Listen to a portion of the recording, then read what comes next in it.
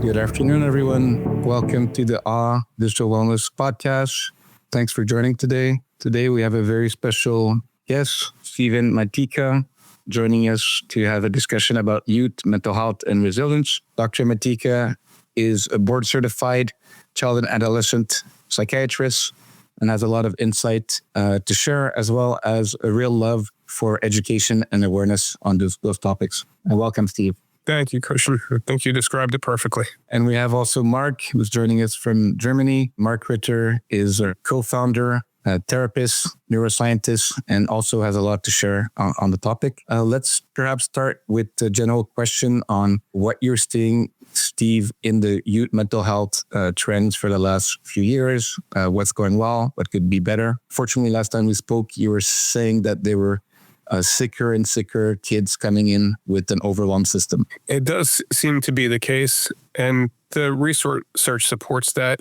As we've seen the fallout from the COVID-19 pandemic, it put a significant strain on our system, as well as the caregivers of kids and teens. Talk about the good news is that destigmatization around mental health really accelerated. It became something where everyone knows somebody, if not themselves, who was struggling at some point in time. Unfortunately, unintended consequence of that was creating quite the significant gap between then supply and demand. And what we are seeing from a child and adolescent perspective is a lot of kids and teens that are getting very overwhelmed, not having access to the services that they need quickly enough. So it further decompensates, and that will naturally have a negative impact on their family unit, where they're still trying to just deal with their own daily life stressors while also managing someone that needs a lot of support and help. So it seems that the downstream effect has left us with more and more children with much higher acuity needs and desperately in need of help and intervention. Yeah, so the good thing is that there is less stigma. We can talk more openly about, some mental health or wellness. I think people sometimes actually it's a badge of honor to have a psychologist or psychiatrist. It can be cool, but in reality, we don't want us to get to that point. We are actually trying with those podcasts, with those articles that you and our team are also writing, give more awareness so that we can actually prevent the badder case and figure out how to do some more prevention. What are some of the ways that you've seen, Steve, that we can help awareness and prevent and educate in a meaningful way? Yeah, I think you hit the nail on the head, Christian. It's about primary, secondary prevention tactics, because as an inpatient child adolescent psychiatrist, I deal with the most acute cases when children and teenagers are imminently dangerous to themselves, others, or property. So by the time that they get to me, that snowball's already rolling down the hill, and it's quite fast and it's getting quite large. So as far as then what makes the most sense is you go preventative. It seems like the only logical answer of where our systems need to start channeling their resources. And my pie in the sky vision would be mental health is a part of every type of academic curriculum. And I recognize, as you had mentioned, like the whole badge of honor that yes, kids and teens, their number one job is to form an identity and figure out who they are. And an unhealthy identity is better than none at all. So it certainly does run the risk of a person identifying with that sick role. However, that risk versus the benefit of being able to understand internal experiences, being able to speak it, articulate it, and then having the village around the person also being able to recognize it. We know that children work and live in systems. It's not just what's happening in the home environment.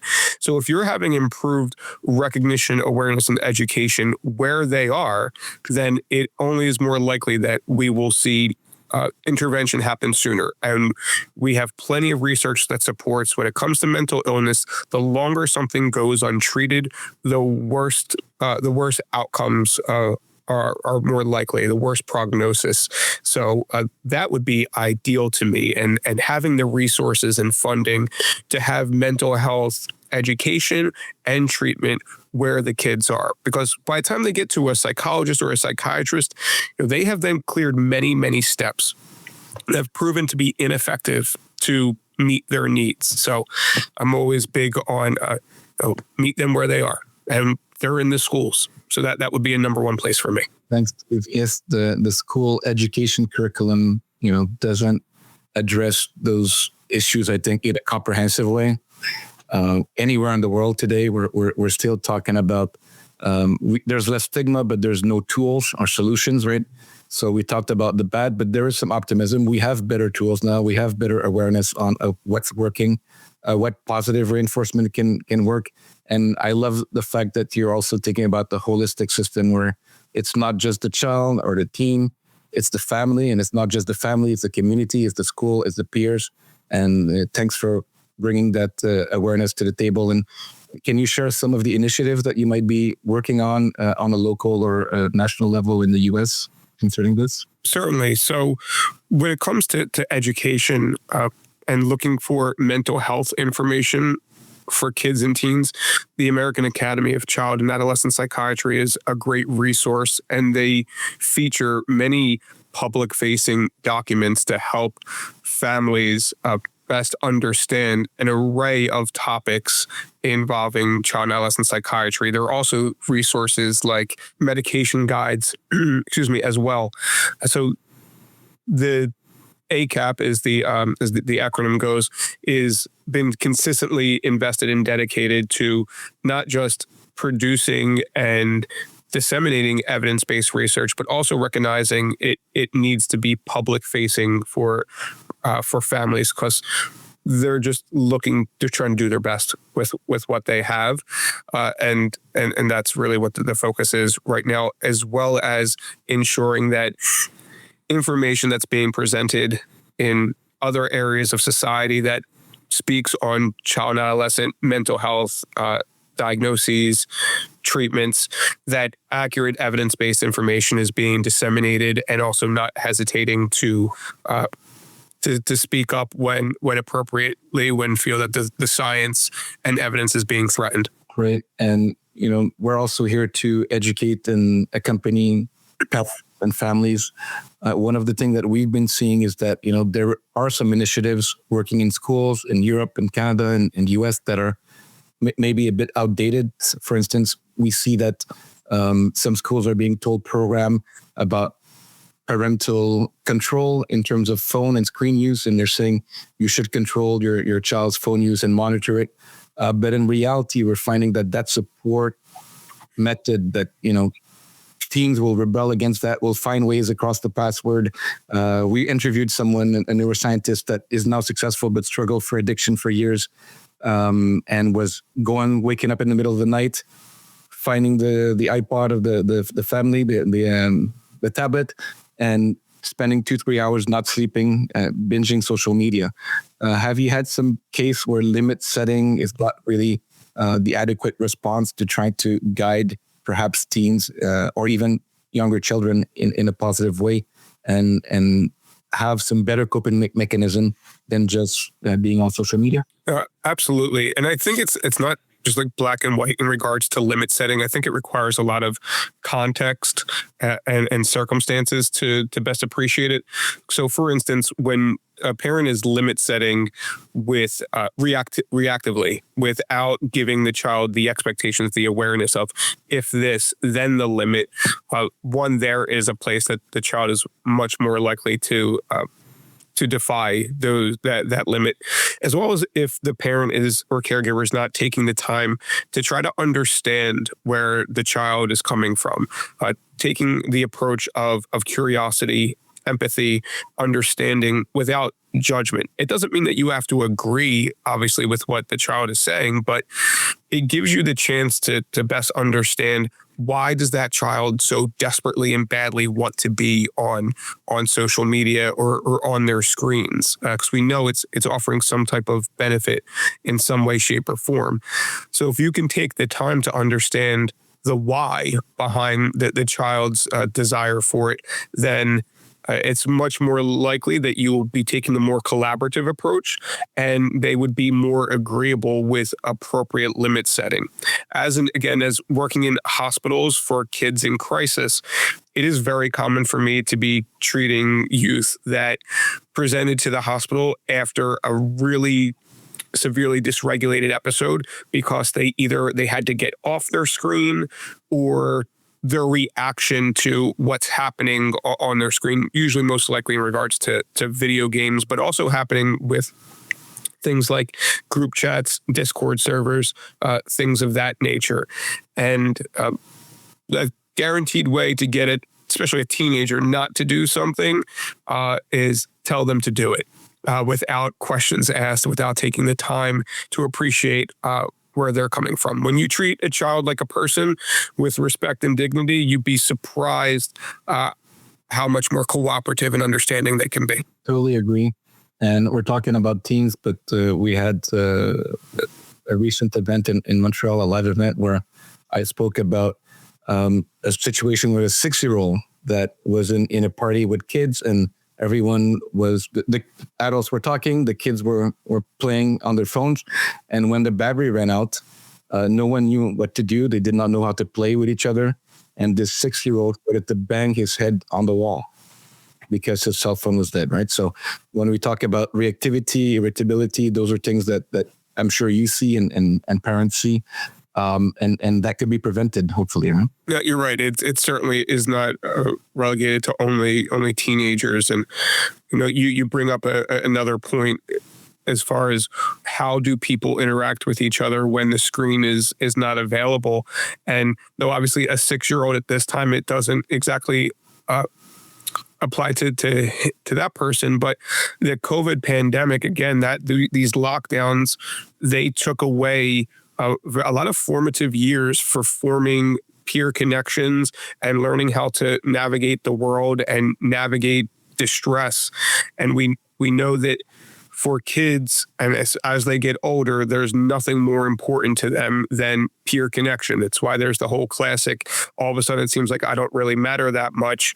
That's like with the older kids. But again, like to the younger, if you're not having the opportunity to interact with other children, and then you don't want to, I'm not here to blame a caregiver, because we're all just trying to do the best we can with what we got. So if you're in a situation where you don't have the bandwidth to be able to take the time to teach that, to model that, or to just allow for that environment, it's easy to appreciate then how maybe the road to hell becomes paved with good intentions, because they're just trying to provide for their family and for that child, but in the same instance are actually not preparing them for the next phases of life. Thanks, Steve. So true.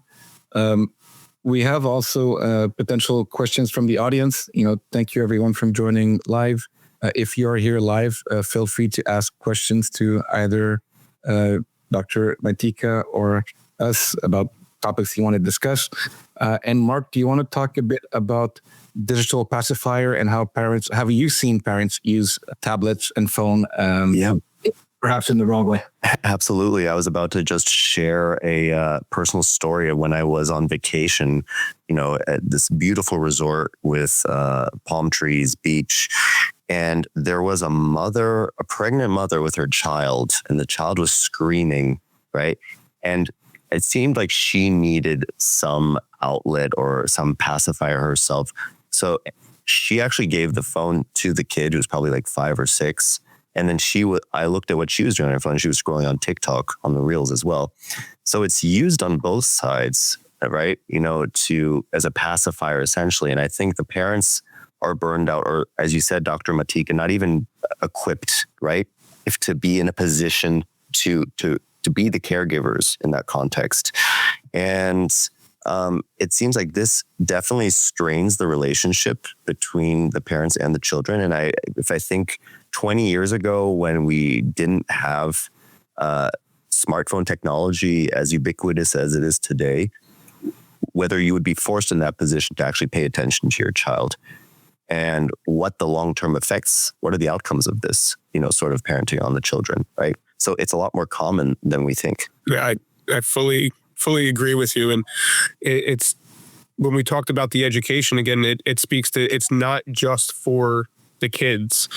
It's the importance of caregivers being able to be equipped with the appropriate tools necessary to recognize and meet their child's needs, but also like for their own. One of the classic things I I will say is that it's a lie that you can't help anyone else without helping yourself. Like, you absolutely can help others without helping yourself. However, you're not going to be able to do it for as long as you want to or to the best of your ability. And in that case, as you had mentioned, Mark, it was about that the parent needed their own outlet. They needed their own breath and moment of what wellness looked like to them. Now, granted, maybe that scrolling was just to avoid and detach and dissociate from the reality in the moment. But I think with moderation, it's social media. It's obviously it's ubiquitous. It's everywhere. So I don't think it's all bad when it's being utilized for true moment of decompression or relaxation. But as you mentioned, when it turns into the go-to of I feel distress, so I'm going to escape, that's when we know that just because you're escaping it doesn't make the issue go away. And then the concern becomes, okay, are we going to address this issue on my terms where I'm willing to confront, process, problem solve of why I feel I need to escape in the first place? Or am I going to continue to just push it aside until basically it like eats me alive from the inside out and then comes out exploding in a way that I would not want it to. And then you get much dire and undesired consequences. Yeah, thanks to both of you. I think, we talked again about holistic approach. It's not just one person, one behavior. It comes from many things. And there is this misconception. We looked at some recent study where, everyone's complaining that Gen Z is too much on their phone but in fact, millennials are actually checking their phone more often, right? So it's the parents also that are there, that are doing this, and children model, right? And sometimes maybe the parents are using their phone for work or for grocery shopping or for practical reasons, like you mentioned, intention, right? So social media and the internet or technology is not bad per se. It's all around us, but it's to use it with intention and also communicate with our peers in a relationship. Yes, I'm using this for this purpose. I'm not distracted. I'm doing this with attention. And I will be there with you to give you a full attention and play with you. And so I think this is disconnect that's missing on how we're using it and how we're communicating, how we're creating healthy boundaries and communication about screen time. Yes. And just for the sake of the audience, like none of us are infallible. Like, there are certainly times where I'm giving my son a bath and I'm getting calls from work that are urgently need to be answered. And as I'm taking that call, can rest assured, some splashing in the tub starts picking up more than usual. Because again, it's the child just doing their best to ensure that they're getting their need met of connection seeking with their parent. And then you can imagine, like you said, if you're not approaching this with intentionality, being able to communicate that to the child in ways that they would understand, you run the risk of that becoming a learned behavior that you don't. And I don't blame the kid one bit. Their job is to figure out how to get their needs met. If they learn that if they become defiant or dysregulated and it gets them your connection, well, then they've learned that's what works. So they would be incentivized to continue to do that. We also know that things that are reinforced on an interval ratio schedule are the hardest type of behaviors to extinguish.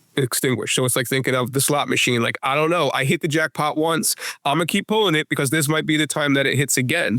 So then that also speaks to the importance of the consistency for the parent, because if you're only doing it sometimes or only giving in sometimes, then in the child's mind, it's always going to be, well, maybe this time it'll work. Maybe this time it'll work. If you are then consistent, then you're communicating to that child, this is no longer going to be an effective strategy, and we need to do something differently to get what you want. So true. And in neuroscience, we know about the dopamine reward circuit and how the slot machine is what the brain loves. That's why, gambling is so prevalent, and it's not just gambling for money. Everything is as it's more aleatory. People are reinforcing that behavior. Mark, would you have any example of clients that you saw that might exhibit some of those behavior? Well, yeah, absolutely. I recently spoke with a client who actually has pornography addiction. And, Dr. Matika, you spoke a lot about maladaptive ways to get your needs met, right? Through certain modes of behavior, and how this repetition formulates these habits over time. And so what this client actually mentioned to me was that he feels unworthy of a partner. He feels disgusted with his own behavior, that not just normal pornography, but going into these sex chat rooms, and he can't open up to anyone. And so why would anybody want to be with me, right? I'm unlovable. And the only way for him to fulfill that need for love and connection is by going on these sex chat rooms, right? And as messed up as it is, I try to reassure him that this behavior is not due to him being broken or some deficit in his brain, but rather that this is a consequence of habits that have been solidified over time in an attempt to meet one of these core needs of love and connection that he's feeling, right? So my question for you, Dr. Matejka, is what sort of needs do you think are being met maladaptively by children who are on their phone, social media all day long? What sort of deeper needs do you think could be met? This similar to what the why question that you were alluding to before from the parents. Certainly. So I'll start with saying I absolutely agree with your conceptualization of how you described your patient, because especially from a cognitive behavioral therapy standpoint, those core dysfunctional beliefs of fear of not being good enough, fear of not being lovable are some of the most powerful drivers for human behavior. So I think it's great that you have the ability to take the behavior and recognize what it is a manifestation of instead of judgment on the behavior in and of itself. And that's really the approach that I take with kids and teens as well. Is like, okay, help it make sense. I believe everything makes sense. Just do I have the information available to me for that to be the case?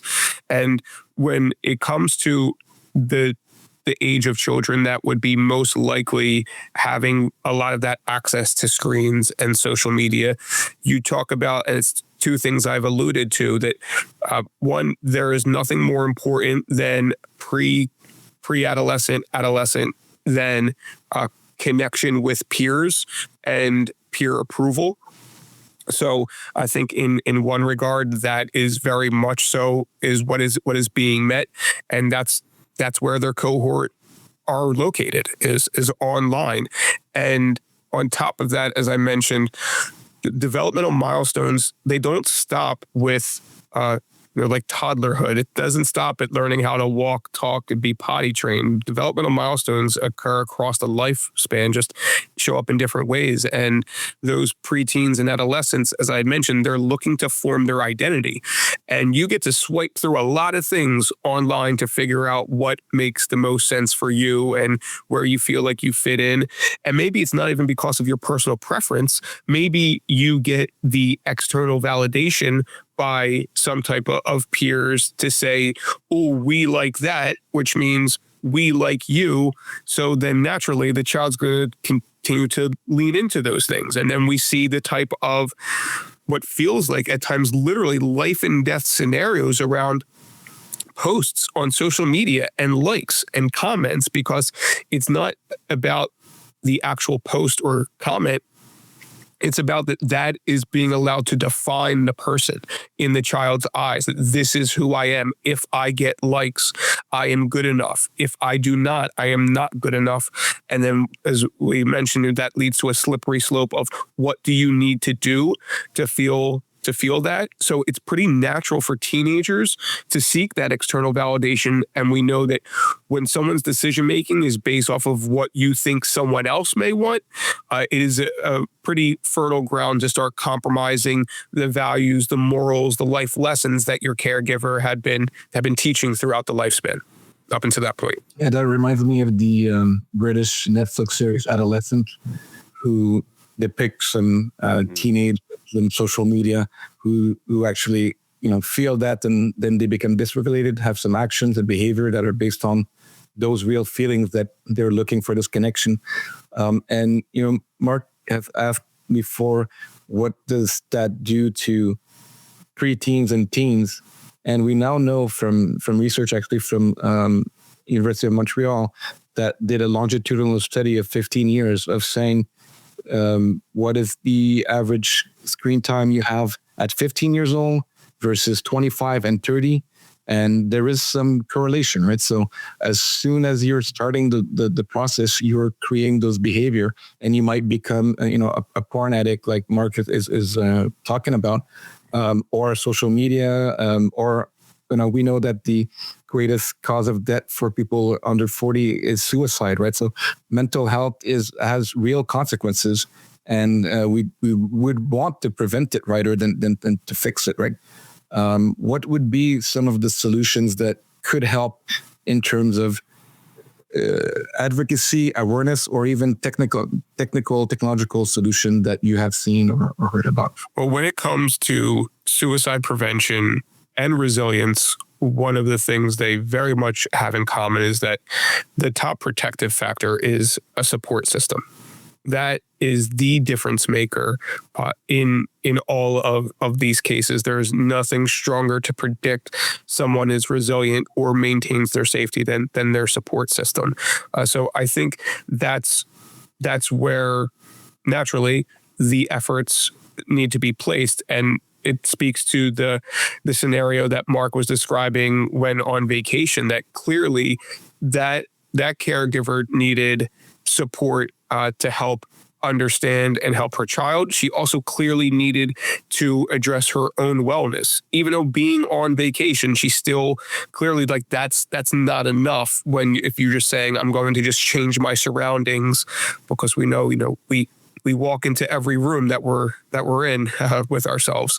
So a lot of it is around supporting caregivers and then supporting the actual person themselves of what they're going through. And that also leads to the conversation we were having earlier about how do you approach limit setting with screen time and taking a reactive approach versus an empathetic and curious approach. Because when a person feels seen and heard, when they feel truly validated, then they're not going to believe that they're alone. And people that die by suicide don't die because they truly want to die. They die by suicide because they can't see a way to live. They have a difficulty seeing any type of hope or thinking that they are able to overcome what they are going through in that moment. So if we can ensure that people do not feel alone and feel truly heard and seen, then that's going to be incredibly protective. Not to mention, it will allow for more nuanced approaches to support that person and have the needs met in a customized way, and not just a blanketed approach of expecting one size fits all. I love that, Steve. And, that's one of the reasons we're trying to build both communities, right? So we're creating communities, we're creating dialogue, and also we have, in terms of addiction or in terms of mental health, we do believe that accountability is very important, right? So to have people that you can say, hey, I'm going to live for this reason, I'm going to change this behavior for a reason. And it's a positive one, because relationships are actually what we're seeking: connection, approval, safety, worth. And there is some very good things we can do with this awareness of creating those constant support system. And we could even use technology for that. We can create these opportunity to connect virtually. We talked about telehealth, right? So how can we have someone that is feeling alone still have someone that they can reach, even if they're in a different city, because they feel heard, right, by someone like that? Have you had some example from your patient population that telehealth was useful? Absolutely. And I can speak to telehealth, not just from an experiential standpoint of my own, but also, again, what the research is showing is that it is nearly just as an effective intervention as in-person treatment. Now, obviously, we wanted to come with ideally like a level of a hybrid nature, especially in regards to like the very first evaluation or significant medication considerations. But overall, it's an excellent intervention. Also, considering we started our conversation discussing the gap between the supply and demand for treatment, it allows treatment to come to you, so to speak, as the patient through telehealth. So, and I know there's a lot of advocacy efforts going on throughout the country and the state where I reside, New Jersey, for mental health parity when it comes to telehealth. As far as my own experience, I I did my training at the University of Michigan, and part of that time involved being a part of a cognitive behavioral therapy clinic where I met a patient when at that time she was about maybe like 15 years old or so. And she was someone that was labeled as a difficult patient. And what it turned out as I got to know her was that she just felt very much dismissed and invalidated as a child and as a teenager. When she would be going to her appointments, she felt like the providers would be taking her parents' word or description of things at face value and would not look to corroborate anything with her, but then not vice versa, that if she expressed her concerns, it didn't seem like there was any effort to obtain information to support it. So I was someone that she really clicked with and connected with, and she made some good progress. But then I completed my training and returned to New Jersey, and it was about a year or so after I had returned to New Jersey that family was able to track me down and express that they felt like there really wasn't a match since we had left, and I had maintained my licensing in Michigan. So I agreed to start meeting with her again, and I have been working with her on a weekly basis for teletherapy, and she is thriving. It is one of the most gratifying professional experiences I've ever had in my career.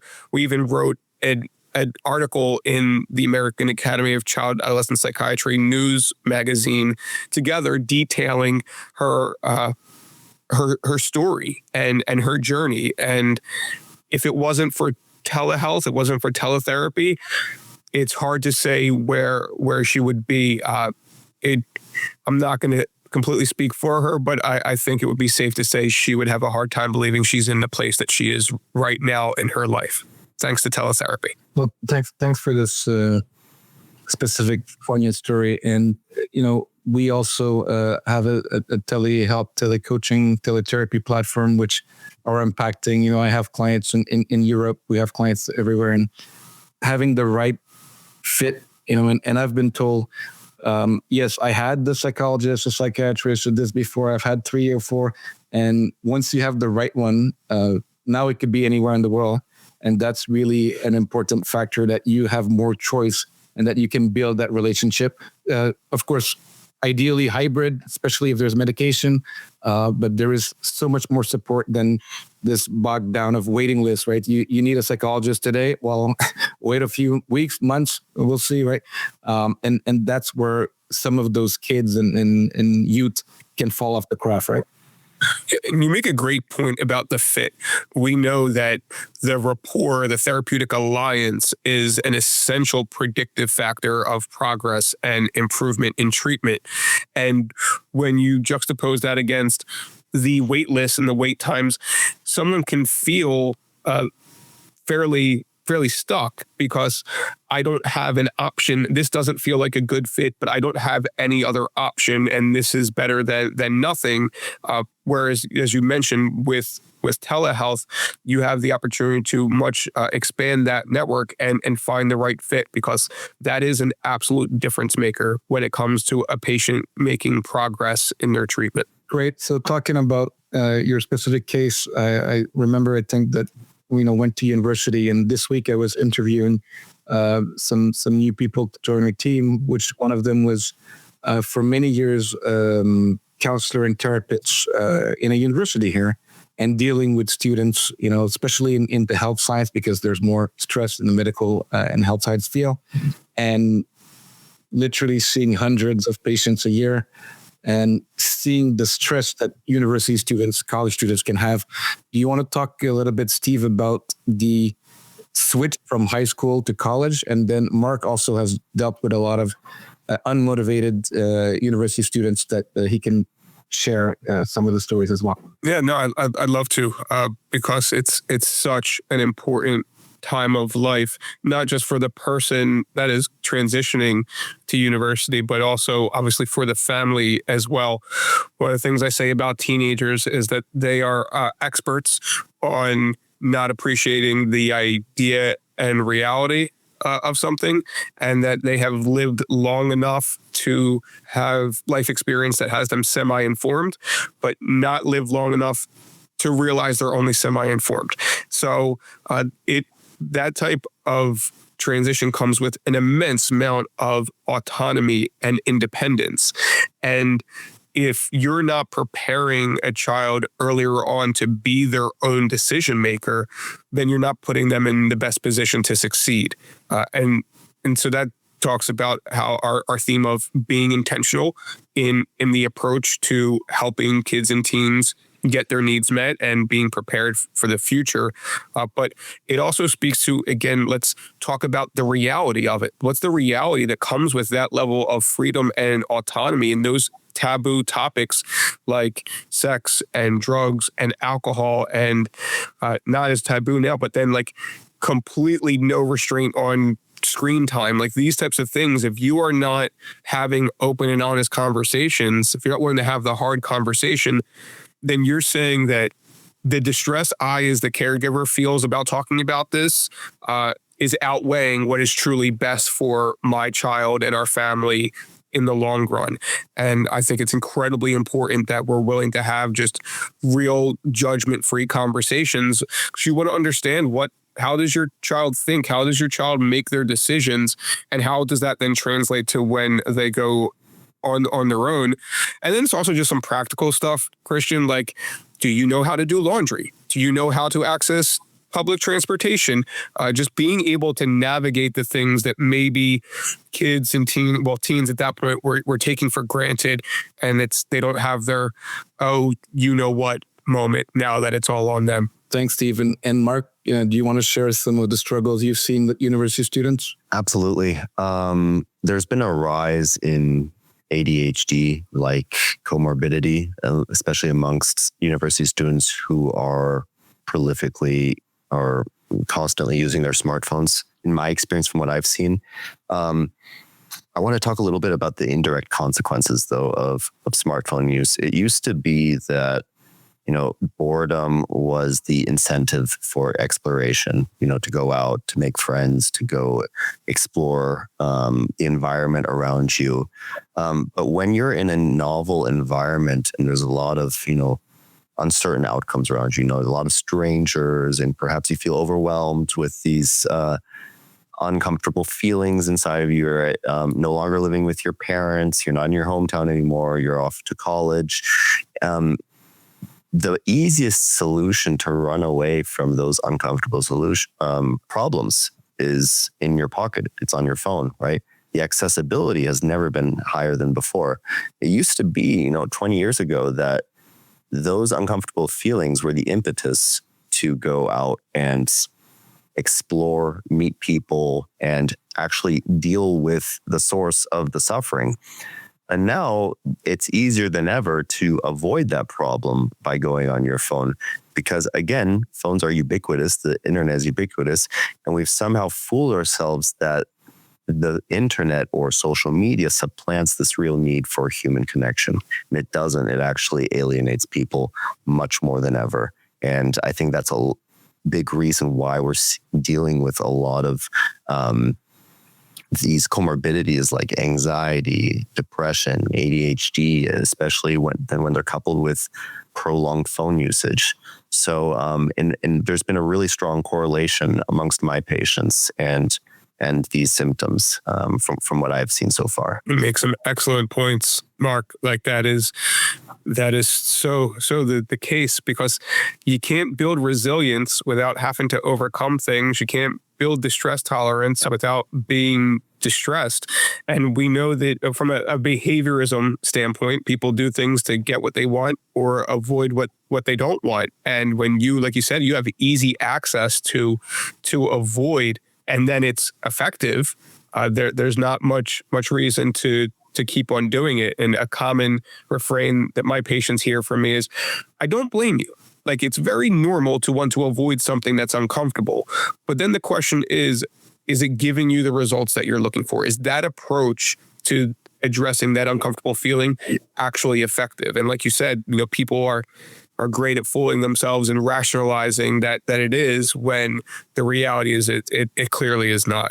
I love that take. Thanks, Marcus. Steve. Yeah, and I think sorry, I just want to add one point. On the other end, you have some of the brightest minds of our generation and around the world working at these large tech companies to make this technology, these algorithms, as addictive as possible.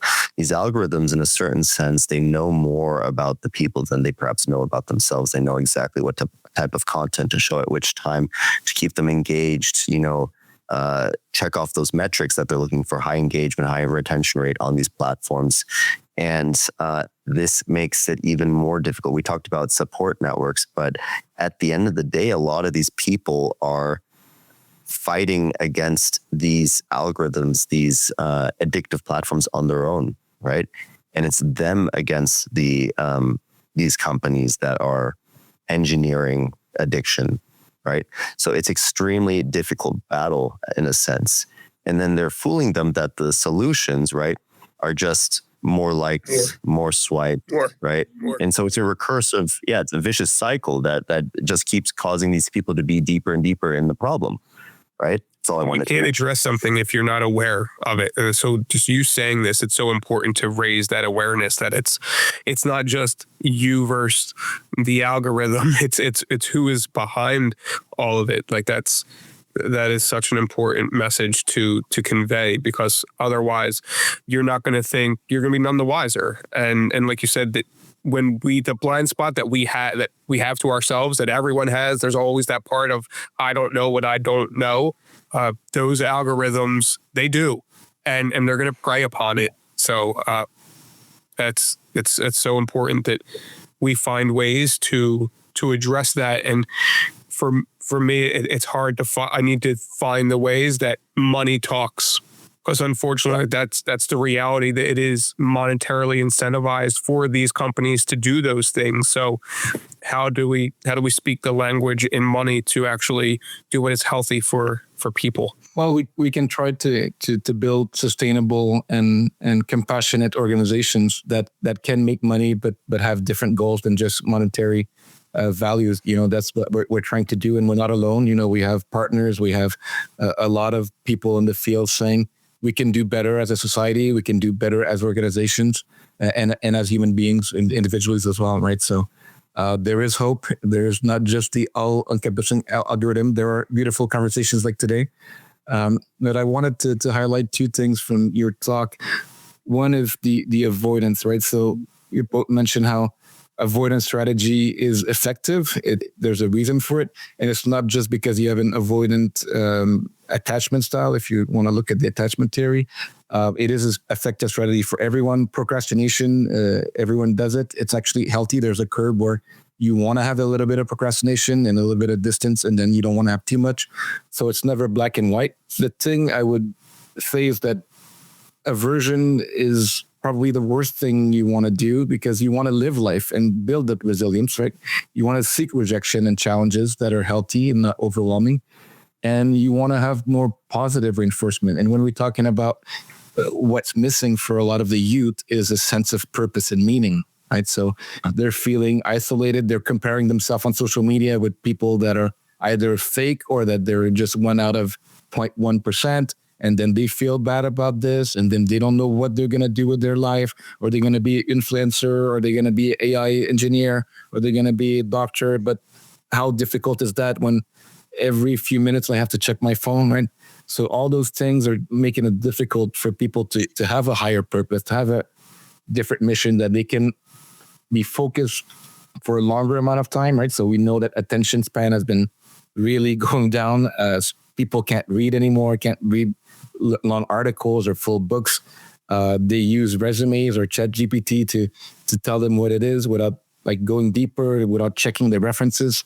And I think those are things that, parents and society, teachers can be involved in re-educating the fact that, yes, we can use technology, but we can also use our cognition. We can also better regulate our emotions. Yes, I, again, fully agree with you. And again, aversion being the key word, especially when you're a child at an age that they're looking for purpose. that comes with a lot of egocentrism that is developmentally appropriate, where they feel like they're on the stage, they feel like they're the main character all the time. So it then leads to a very large aversion to fail and not wanting to even put yourself in that position to fail. And we know that the reality is that failure is a teacher. Failure is a mile marker. It shows you how far you have come, how far you still need to go. There is value in failing. But when a child is concerned that a failure is an endpoint and defines them, then it's no longer in their risk benefit analysis for, in their brains. It's not worth it.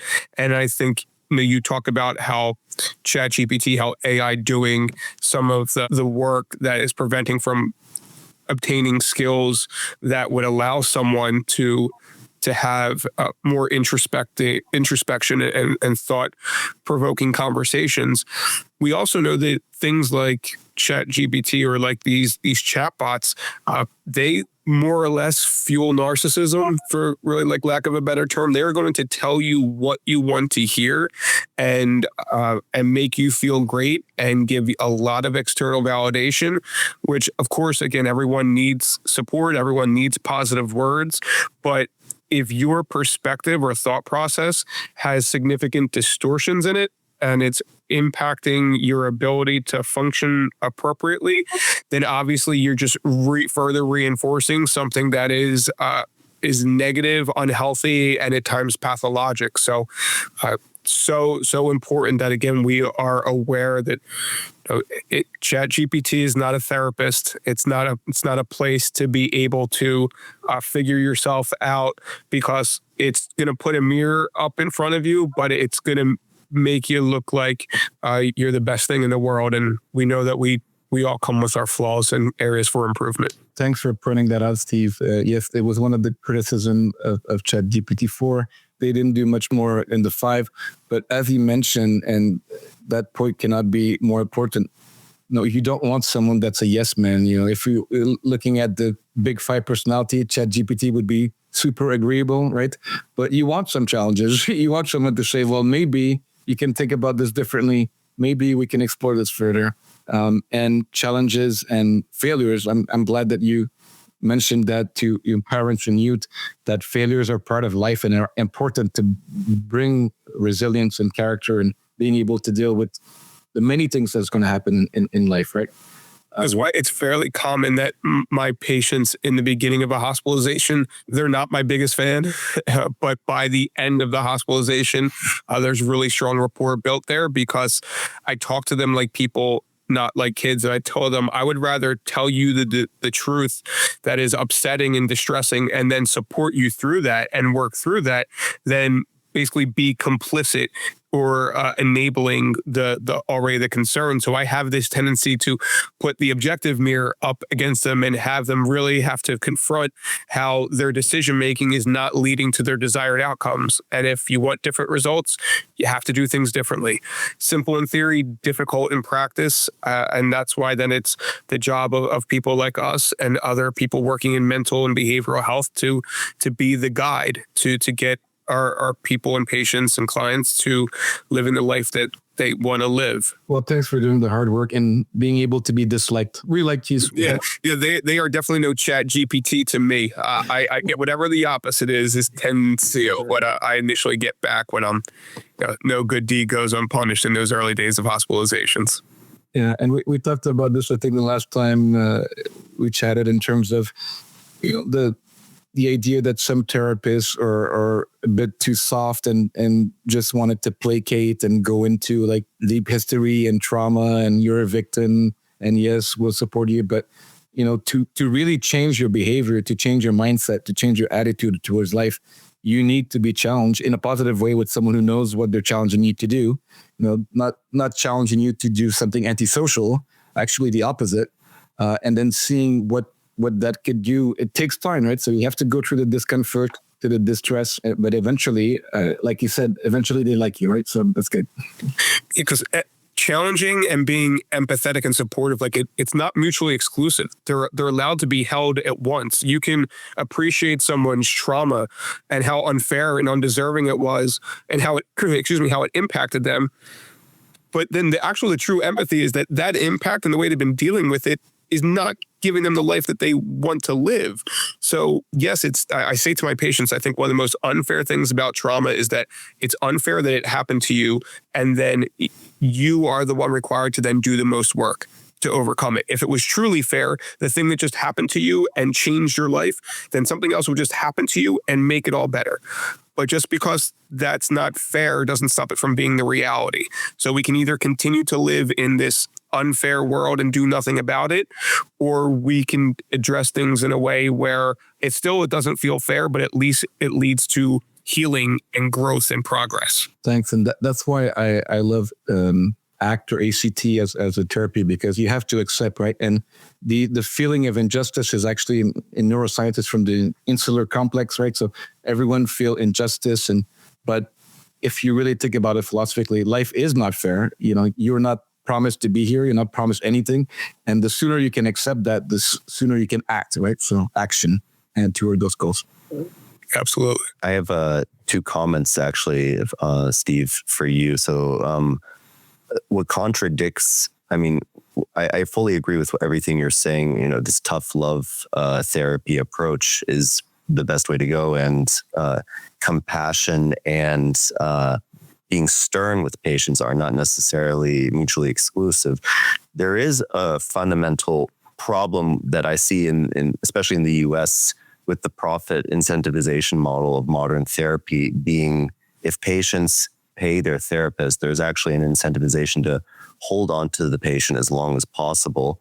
Thereby, let's focus on the problem and draw it out as long as possible so that the provider can actually get as much bang for the buck as possible, right? And I think Abigail Shriver actually talks about this in her new book, Bad Therapy, being that modern therapy in a lot of cases focus more on the problem, right? That people have experienced, the trauma that they've experienced, rather than the skills that they can build to overcome that adversity, right? So that's the first point that I want to make. The second point being, I'm really glad that you brought up AI. It does have a sycophantic tendency of just agreeing with everything that people say. I think South Park recently parodied this as well. But, we talked about the accessibility problem of therapy, right? A lot of people can't afford to go to a therapist, a good therapist at least. And they turn to AI, to ChatGPT, because it's free, right?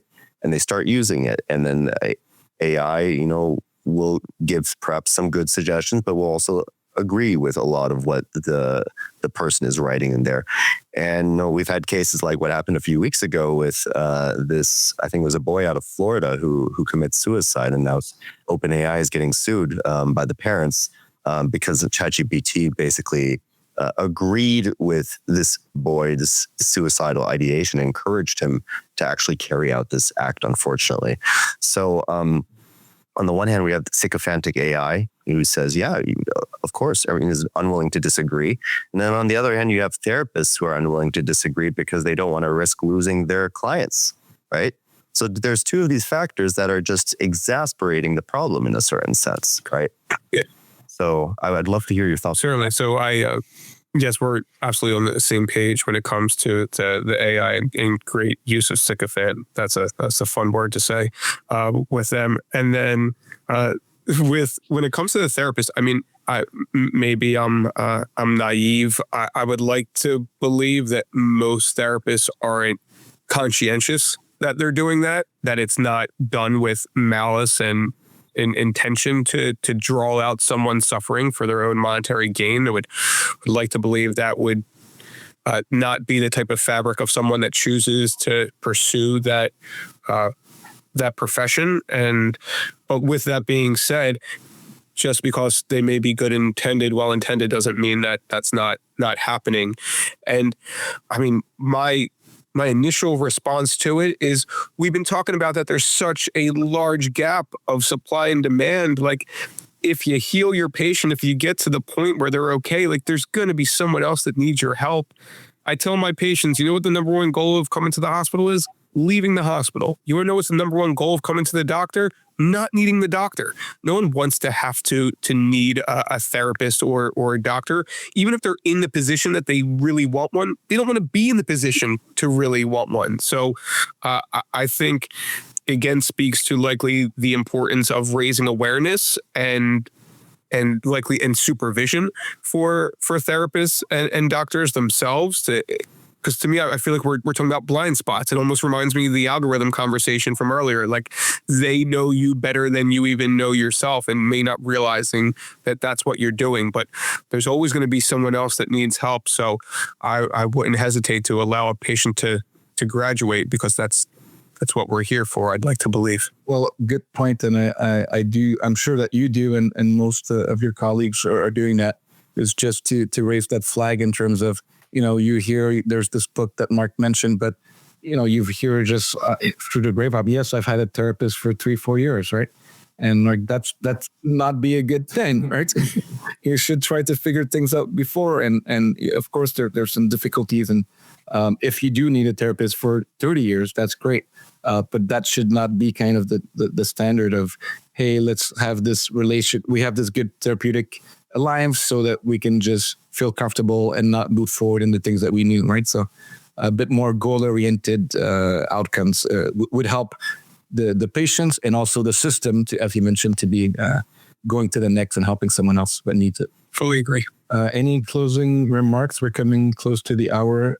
Mark first, and Steve as well. I guess I have a quick question for you, Steve. Given your experience in the field, there's an interesting conversation, being had right now about the overlap between ADHD and addiction. And I would love to hear your thoughts on whether you see a correlation in the rise of ADHD cases that you've been seeing and the preponderance of technology use. I'm not one to pontificate, so I can I'll offer briefly that since I primarily work with kids in crisis, there's usually many confounding variables in doing short-term acute stabilization before I can really feel confident about, am I seeing truly discrete ADHD and how that connects.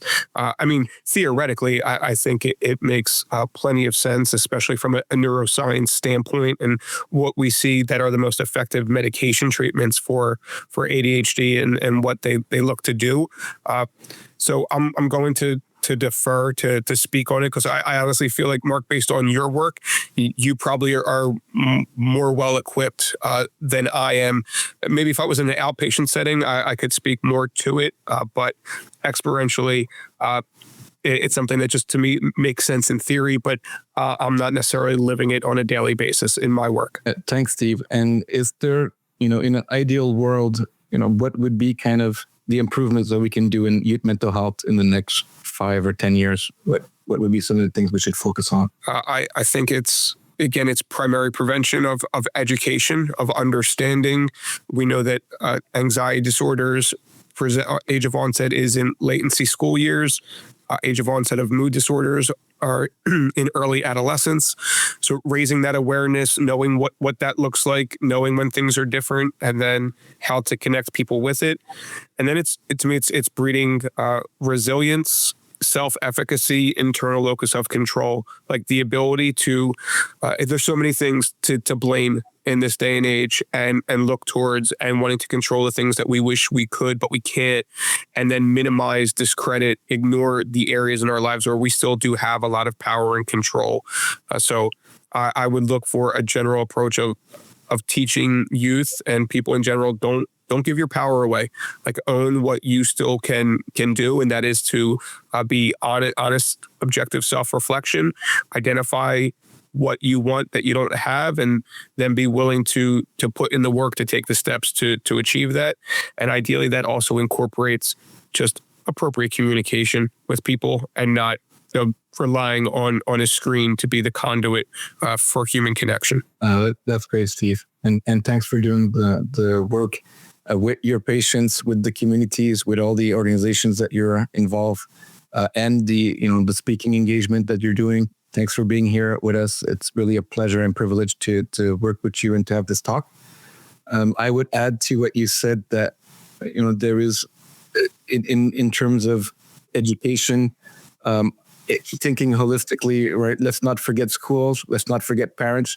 I think that parents, a lot of parents tell us, well, there is no good parenting book. We don't know. We don't know how to raise kids, and now it's changing. So what's the AI? How we're parenting, right? So I think parents are also arguably allowed to not know what to do and to ask for help and to create communities that can find the best tools for them in the community to have a support. And a lot of them are overwhelmed, right? So as you mentioned, we're not blaming people to give their phone as a pacifier because they're busy, but we just want to make sure that we can have this dialogue and create, not just the phone, but the holistic approach of, is the person somatically not sleeping and insomnia, and how is that affected with others? So mental, physical, and education awareness is definitely what we're trying to do. And thanks for being part of that with us today. Mark? My pleasure. Thank you so much for the conversation. Mark, any last words? Thank you so much, Steve, for joining us and for the work that you're doing. I think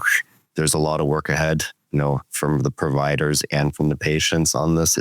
It seems like a big, a beast that we're taking on, right? And we're fighting against industries, right, that are gaining immense profit from this. But there's a lot of hope in the work that you're doing, right? And all providers that are providing support for the patients that are in need. Sure. Likewise, how do you eat the elephant one bite at a time? And it's even just conversations like this that I consider a bite. I'm very appreciative of the work that you guys are doing and your mission and vision. Thanks again, Steve, and thanks for everyone who joined live. I know we answered one or two questions. Hope that you had some help. Anyone that had high school students going to college this or next years. And also just wanted to, thank Steve and Mark for the great talk. Always a pleasure to meet you guys. Anyone that's watching after, if it's not live, we can still be connected. You can follow us on our socials, on LinkedIn, YouTube, and the rest. We have a website. We have free resets every Tuesday and Thursday. Mark are doing it Tuesday, and I'm doing it Thursday. Make sure to check us out, engage with us. We'd like to host other people that are interested, and definitely would love to have a chat with you, Steve, in a few months to see how things are going with you. That sounds great. I'd love to. Thanks, everyone. Have a good day.